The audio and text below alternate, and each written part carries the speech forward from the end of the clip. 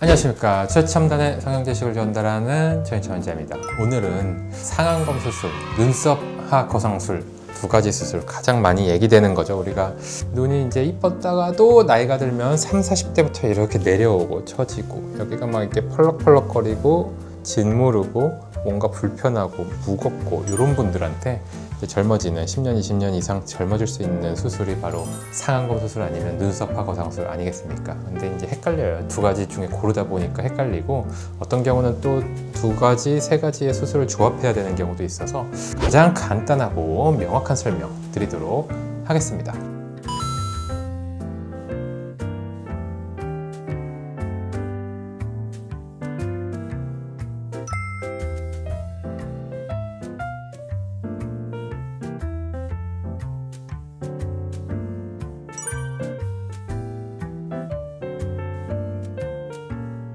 제가 그린 그림, 제가 요새 그림을 좀 취미 삼아 그리기 때문에 자랑 겸 보여드리면 잘 그리지 않습니까? 아이패드로 그렸는데 나이 든 분의 이제 눈 모양이죠. 여기 바깥에 이렇게 피부가 짓무른 부분이 보이죠. 그러니까 전체적으로 이렇게 피부가 조금 많이, 기장 자체가 조금 많이 늘어나 있다, 이렇게 생각을 하면 됩니다.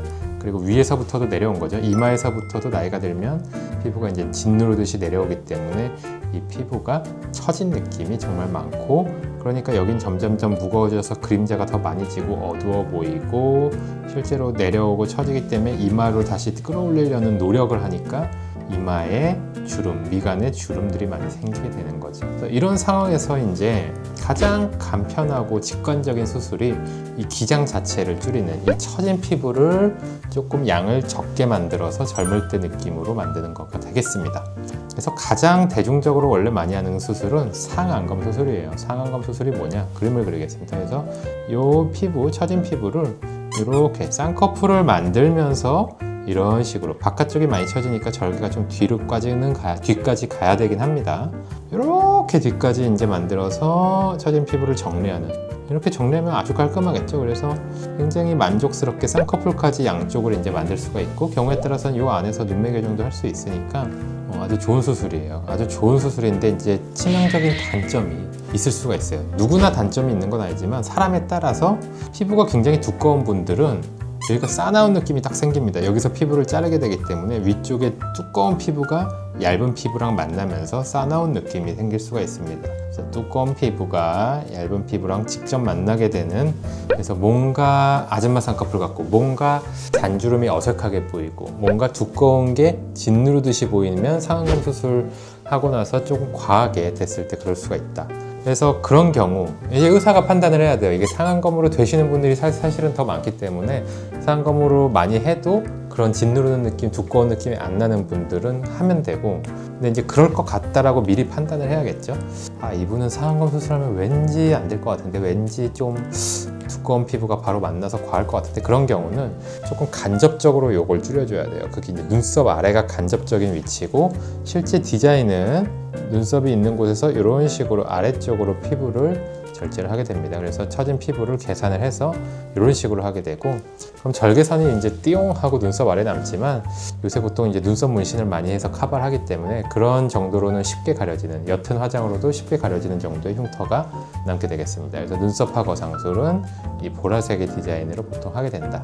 물론 이걸 하면서 쌍꺼풀이 없거나 쌍꺼풀이 양쪽이 다르거나 하면 쌍꺼풀을 간단하게 찝어주면서 눈썹 하거상술을 하기도 합니다.